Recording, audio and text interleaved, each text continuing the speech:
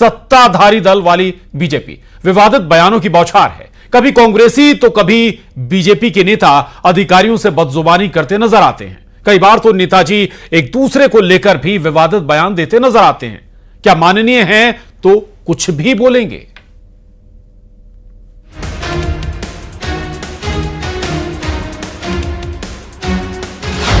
BJP से लेकर कांग्रेस, विवादित बयानों की रेस।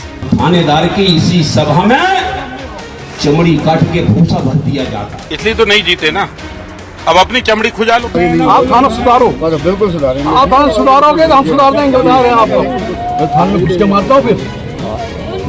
मैं बता रहा हूँ कि आपके लिए बिना नाप तोल नेताओं के बिगड़े बोल। तो मेरा कहना है आप आ जाओ तो कुछ करना बैठो, दुकान में जलाओ, तोड़ा फोड़ी करो, अगर फ्री हो तो कुछ भी करो। अगर फिर लोकतंत्र कानून किसके लिए बनाया, फिर कलेक्टर लेकर उसी कोई मना नहीं है। सियासी फसाना, माहौल है गरमाना। आपसे कह रहे हैं कि अन्याय हो रहा है, कल वो हाथ भी, अगर तुमने अपनी बदतमीजी नहीं छोड़ी तो वो हाथ भी हथियार उठा सकते हैं। माननीय कुछ भी बोलेंगे। फूल सिंह मरैया जी मुख्यमंत्री नहीं, लेकिन शिवराज जी ने मुख्यमंत्री के तौर पर कई कलेक्टरों को कहा लटका दूंगा, टांग दूंगा, गाड़ दूंगा। और कैलाश विजयवर्गीय जी ने क्या कहा था कि शहर में आग लगा दूंगा। सिर्फ सियासत चमकाने के लिए नेताजी कुछ भी बोलेंगे। हर बार विवादित बयानों से भाषा की मर्यादा तार तार होती है, चाहे बीजेपी हो या फिर कांग्रेस। हर बार बयानों की बौछार में नेताओं के बिगड़े बोल सामने आते हैं। आज इसी पर करेंगे महाडिबेट में चर्चा।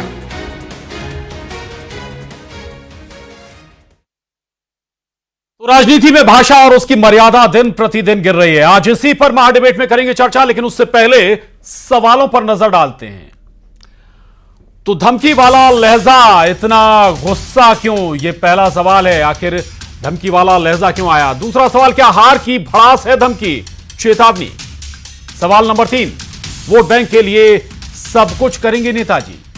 तो इन्हीं सवालों के इर्द गिर्द आज हम चर्चा को आगे बढ़ाएंगे। हमारे साथ कुछ खास मेहमान इस चर्चा में जुड़ रहे हैं। पंकज चतुर्वेदी जी हैं, प्रवक्ता बीजेपी, बहुत स्वागत है पंकज जी आपका। मिथुन अहिरवार जी, प्रवक्ता कांग्रेस, आपका भी बहुत स्वागत है। शरद जोशी जी, वरिष्ठ पत्रकार। तनुज दीक्षित जी, राजनीतिक विश्लेषक, आपका भी बहुत स्वागत है।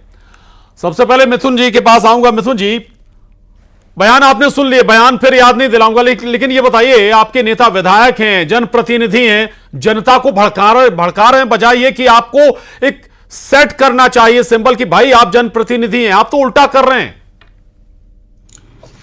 देखिए, आपके पैकेज में बहुत अच्छी बात कही कि बीजेपी हो चाहे कांग्रेस के नेता, दोनों अधिकारियों से इस भाषा में बात कर रहे हैं। मतलब एक बात तो आपने स्थापित कर दी कि अधिकारी जो हैं जनता की सुन नहीं रहे हैं, इस कारण जो है जनप्रतिनिधियों की ये भाषा उपयोग करनी पड़ रही है। मैं स्पष्ट कर दूं, कांग्रेस पार्टी ऐसी भाषा के साथ में नहीं है।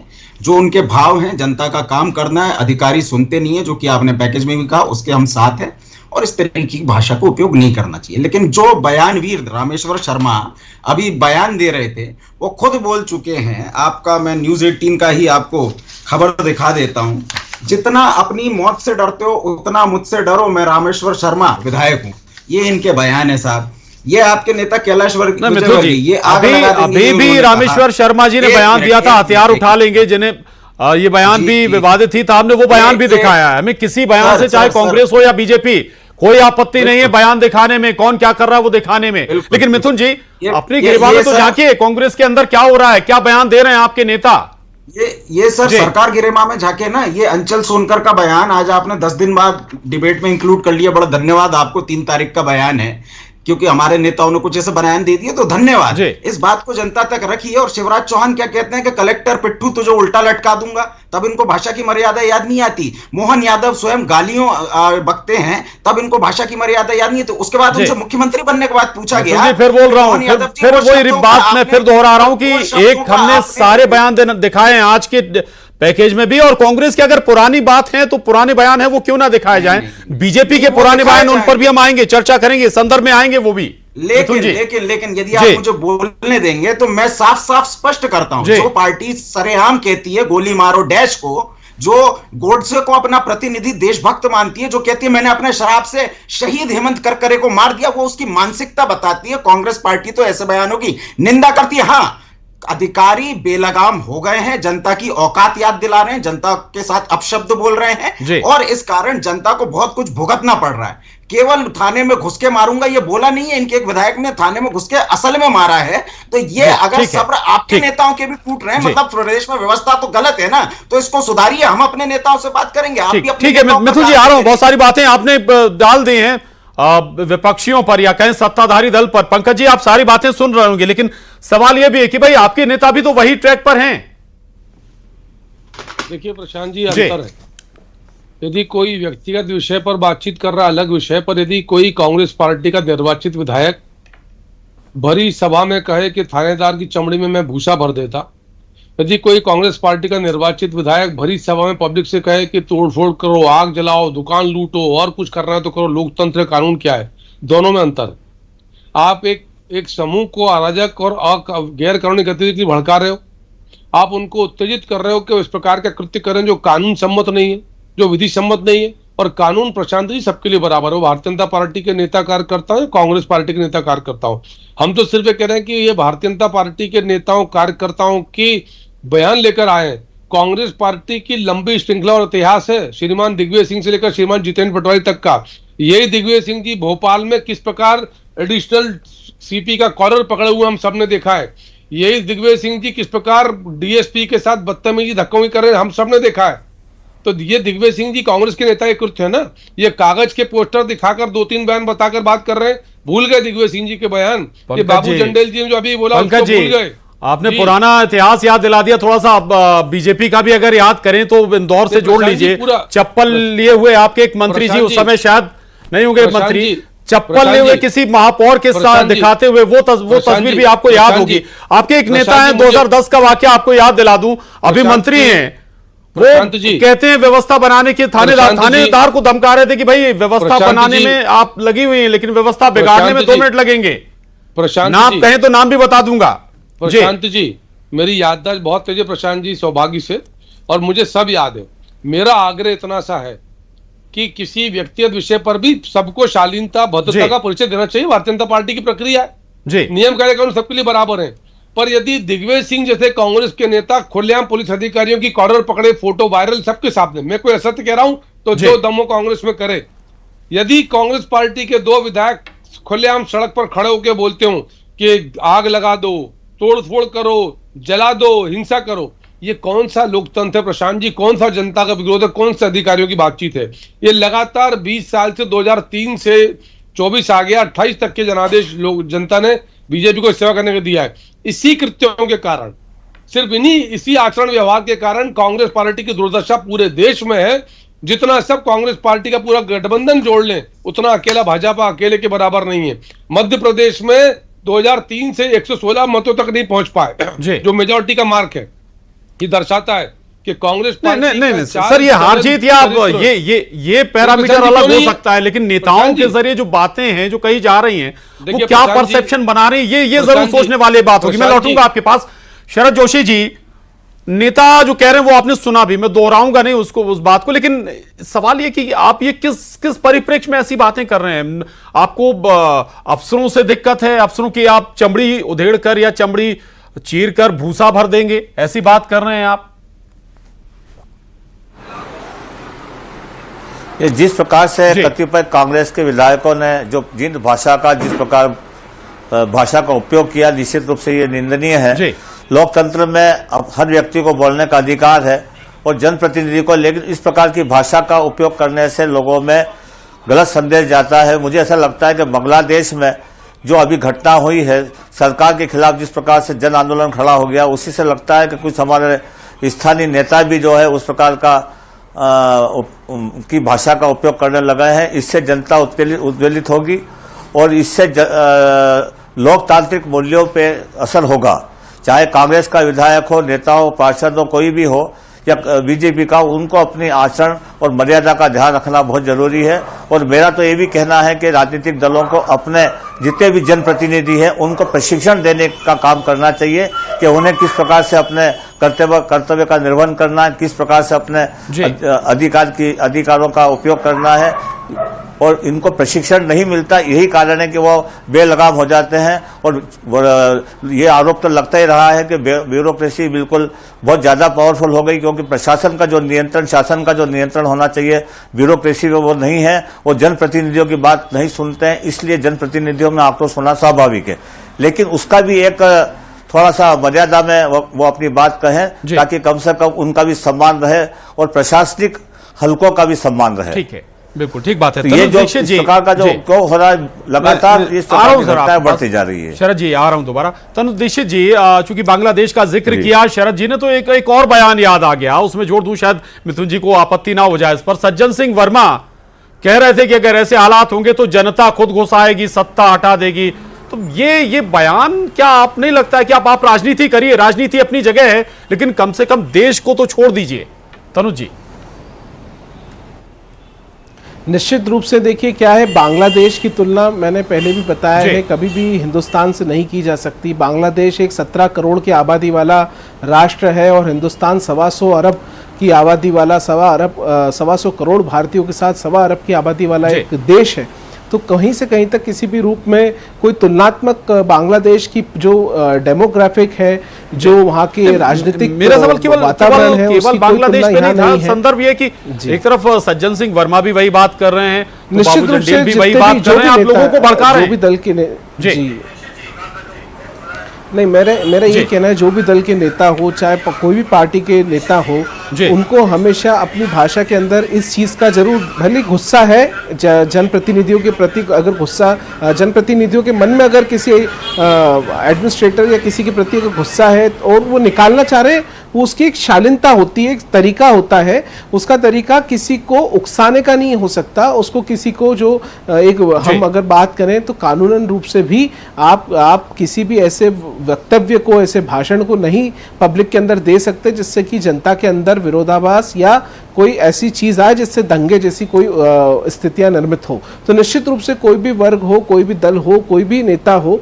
वो अपने भाषाओं में शालीनता का इस्तेमाल करे, क्योंकि वो अपनी जगह से हजारों लोगों का प्रतिनिधित्व करते हैं, तब जाकर के वो विधानसभा तक पहुंचते हैं, लोकसभा तक पहुंचते हैं, और यही उनकी विशेषताएं होती हैं कि वो इतने सारे लोगों को लेकर चलना जानते हैं। ये तभी तो जनता उनको अपने क्षेत्र से चुनती है ताकि वो उनकी बात रख सके। तो निश्चित रूप से बात को बात के स्तर पे रखना चाहिए, और वही एक अच्छे जनप्रतिनिधि की पहचान हो सकती है, ना कि अभद्रता और इस तरीके की भाषाओं का और इस तरीके की जो बयानबाजियां हैं, इनसे निरंतर रूप से जो है छवि पार्टी की भी खराब होगी और नेताओं की भी जो है छवि ऊपर एक दाग लगता है। बिल्कुल। मिथुन अहिरवार जी, नेता आइकन होता है, जनता के लिए पथ प्रदर्शक, उसको फॉलो करती है आम जनता, और अगर वो ऐसा ट्रैक अपना ले तो फिर समझिए कि क्या होगा। लेकिन एक और बात है मिथुन जी, ये बताइए, अफसरों को अपना काम भी नहीं करने देंगे क्या? आप राजनीति करिए, सब करिए, विरोध करिए, सब होना चाहिए, लेकिन कम से कम अफसरों को आखिर उनकी खाल उधेड़ कर भूसा भरने की बात, उन्हें वक्त तो दीजिए काम करने का। कितना वक्त चाहिए जी? 18-19 साल से भाजपा की सरकार चल रही है ना, और उसके बाद भी अगर भाजपा के नेता भी ये कह रहे हैं कि अगर जनता के काम नहीं हुए तो मैं थाने में घुस करके मारूंगा, तो हम इनको वक्त दे दें, भाजपा के लोग दे नहीं रहे। दोनों मामलों में फर्क क्या है? देखिए, हम तो जनता की लड़ाई लड़ेंगे, हम तो जनता के आक्रोश को सामने रखेंगे, कार्रवाई करने का अधिकार किसके पास है? भारतीय जनता पार्टी की सरकार है। जिस दिन ज्योतिरादित्य सिंधिया के बारे में प्रभात झा ने कहा था कि ये भूमाफिया है, अगर ये बुलडोजर चला देते महल पर तो ऐसा होता, एक उदाहरण स्थापित होता। जिस दिन भारतीय जनता पार्टी के विधायक राकेश गिरी ने कहा कि ज्योतिरादित्य सिंधिया के नाम से लोग चंदा वसूली कर रहे हैं, उस दिन अगर इनके ऊपर ये कार्रवाई कर देते तो जनता के अंदर जाता कि एक मैसेज है। ये अंचल सोनकर 3 तारीख को इन्होंने बयान दिया, इनके घर पे अगर बुलडोजर चला देते तो बाकी किसी की हिम्मत होती क्या? क्योंकि इनका मानना है जो व्यक्ति अपराध करे उसके घर पे बुलडोजर चला देना चाहिए। तो भारतीय जनता पार्टी की सरकार कार्रवाई करती नहीं है, कांग्रेस को ज्ञान देती रहती है, ये करो वो करो। अरे प्रदेश में खड़े होकर के आपके नेता कहते हैं कि मैं इसका लहू बहा दूंगा, उसके घुटने तोड़ दूंगा। मिथुन जी बताइए ना कि अगर बीजेपी के किसी नेता ने गलत शब्दों का इस्तेमाल किया है तो क्या मैं तो हमारे या आपके नेता को भी ये परमिशन मिल जाएगी?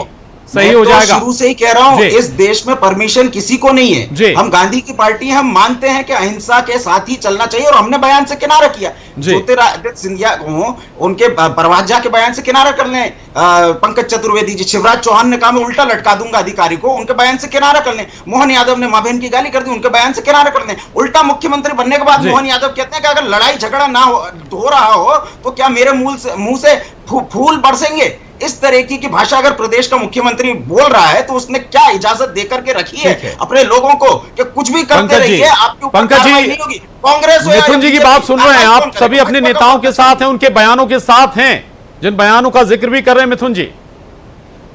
देखिए, पहले तो ये गांधी जी की पार्टी नहीं है, गांधी जी यानी महात्मा गांधी, ये तो फिरोज गांधी के परिवार की पार्टी है। तो कौन से गांधी की पार्टी, पहले कांग्रेस को स्पष्ट करना चाहिए। ये फिरोज भाई के परिवार की गांधी और वरुण गांधी से पूछ लीजिए। ये वो पार्टी, जिस पार्टी का विभाजन 67 में हो गया था, वो पार्टी जिसके लिए महात्मा गांधी जी ने कहा था कि इस पार्टी को समाप्त कर देंगे, उस पार्टी की। तो ये गांधी की पार्टी नहीं है, वही पार्टी है जिसके लिए गांधी की पार्टी नहीं है। भारत जलाओ पार्टी का उत्तर मेरा हो जाए प्रशांत जी, मैं बीच में नहीं बोलता तो क्यों बोल रहे प्रशांत? सुन लीजिएगा मिथुन जी, आप इस बात मिथुन जी सुन लीजिए। प्रशांत जी, ये प्रशांत जी, मैं बीच में बोलूंगा फिर नहीं बोल पाएगा। पंकज जी, मुद्दे पर भी रहिए ना। बात कर रहा हूँ, मुद्दे पर ही बात कर रहा हूँ। ये कांग्रेस पार्टी महात्मा गांधी की पार्टी नहीं है। महात्मा गांधी जी ने क्या कहा था प्रशांत जी, की पार्टी है। प्रज्ञा सिंह ने साफ-साफ कहा इसमें बोल रहा हूँ भाई, महात्मा गांधी को नहीं, परेशान मत प्रज्ञा सिंह को, परेशान नहीं है, दोनों शांति से। ये फिरोज भाई के कुनबे की पार्टी है, ये फिरोज भाई के कुनबे की पार्टी है, ये फिरोज भाई के कुनबे की पार्टी है, ये राहुल गांधी के संस्कार है जो बाबू जगदेव गांधी तो आपके पंकज जी, गांधी तो आपकी पार्टी में भी है। ये फिरोज गांधी की पार्टी है, ये फिरोज गांधी के कुनबे की पार्टी, आपकी पार्टी में भी गांधी हैं दो। फिरोज गांधी की पार्टी, भाई की पार्टी है।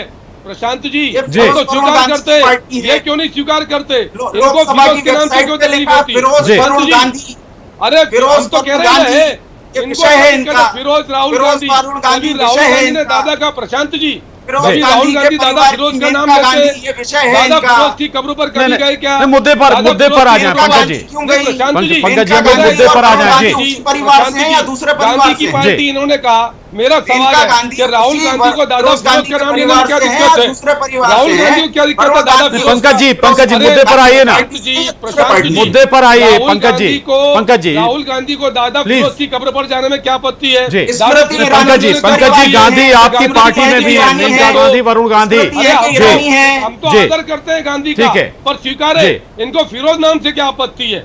हम तो स्वीकार करते हैं। वरुण गांधी से आपको आपत्ति होगी, हमें क्या आपत्ति? क्यों डरते हैं भाई? पे बोलिए, आपकी सरकार कार्रवाई क्यों नहीं कर रही? फिरोज की कब्र पर सोमकर, शिवराज चौहान, मोहन यादव, इन 3 लोगों पर कब कार्रवाई करेंगे? ये क्यों नहीं जाते? गांधी की पार्टी, फिरोज की पार्टी क्यों नहीं स्वीकार करते? प्रशांत जी, मुद्दा ये है कि फिरोज की पार्टी को क्यों नहीं स्वीकार कार्रवाई करेंगे? प्रशांत जी, गांधी की पार्टी तो फिरोज की पार्टी क्यों नहीं मानते? ये बड़ा सवाल है। अरे तो क्या फिरोज की पार्टी मानते, क्यों नहीं जाते फिरोज की कब्र पर? चले मिथुन जी, आपके सांसद का नाम है कि नहीं है? मेनका गांधी की कब्र पर राहुल गांधी क्यों नहीं जाते? का नाम है कि नहीं है? चलिए ठीक है, परिवार से हैं कि दूसरे परिवार से? उत्तर दीजिए ना उसका, दूसरे परिवार से। इसको छोड़िए ना मिथुन जी, पंकज जी प्लीज। अरे फिरोज के नाम से डरते क्यों प्रशांत जी? ठीक है, अरे आप क्यों डरते हो ईरानी के नाम से? तो बोलो, ईरानियों की पार्टी, मुद्दा छूट गया, पीछे छूट गया साहब मुद्दा। शरद जोशी जी, पार्टी नहीं डरते तो शरद जोशी जी, फिरोज की पार्टी है जी, फिरोज कांग्रेस पार्टी, क्या बुरी बात है उसमें स्वीकारने में? शरद जोशी जी, दोनों अगर हम कहें दोनों सियासी दल एक ही पैटर्न पर चल रहे हैं, शायद जवाब नहीं है दोनों के पास। शरद जी कहना बिल्कुल सही है, दोनों ही इस प्रकार से लड़ रहे हैं, डिबेट न होकर व्यक्तिगत मामले पे आ गए हैं। कारण ये कि चाहे भाजपा के नेताओं ने गलत बोला हो या कांग्रेस के नेताओं गलत बोला हो, उसको एक्सक्यूज करने के बजाय, उसकी आलोचना करने के बजाय दोनों एक दूसरे को ये बताने को तुले हुए हैं कि हमारे नेता सही बोले और आपके नेता गलत बोले। तो ये सब चलने वाला नहीं है। विषय जो है, विषय से हट के डिबेट होने में उस डिबेट का आनंद खत्म हो जाता है कि जिस मुद्दे को लेकर आपने, गंभीर मुद्दे को लेकर आपने बात छेड़ी है कि उन नेताओं ने इस प्रकार की भाषा का उपयोग नहीं करना चाहिए जो किया गया है, और यदि किया गया है तो इसकी आलोचना करना चाहिए। इसमें मैंने बांग्लादेश की जो बात कही वो इसलिए कही कि जनता में जो आक्रोश है, जनता तो कहीं की भी हो, किसी भी देश की हो, जनता में यदि आक्रोश उत्पन्न होता है तो उसका खामियाजा सत्तारूढ़ दल को भुगतना पड़ता है, सत्ता को भुगतना पड़ता है। ये तो सत्ता चाहे कहीं की भी हो, आज सारी दुनिया में जगह जगह जो विरोध हो रहा है वो सत्ता के खिलाफ हो रहा है, कुर्सियों सत्ता नेताओं के खिलाफ हो रहा है। ये क्यों हो रहा है? इस पे विचार करना चाहिए।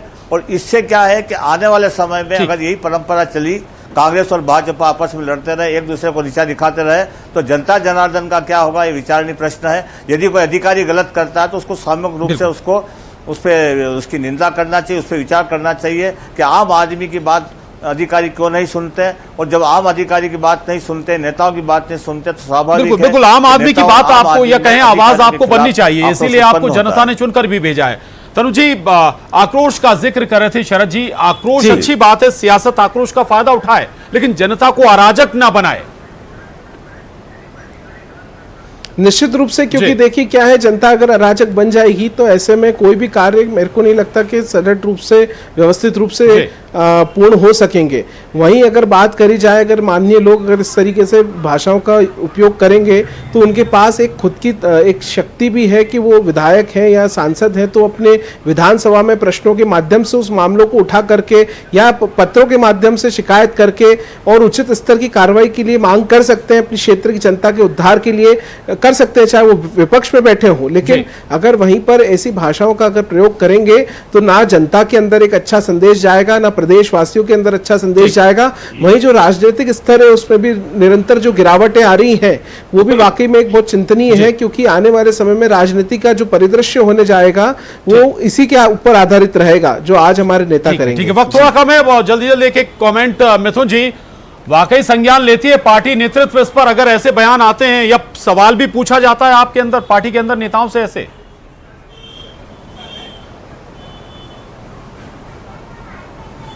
मिथुन जी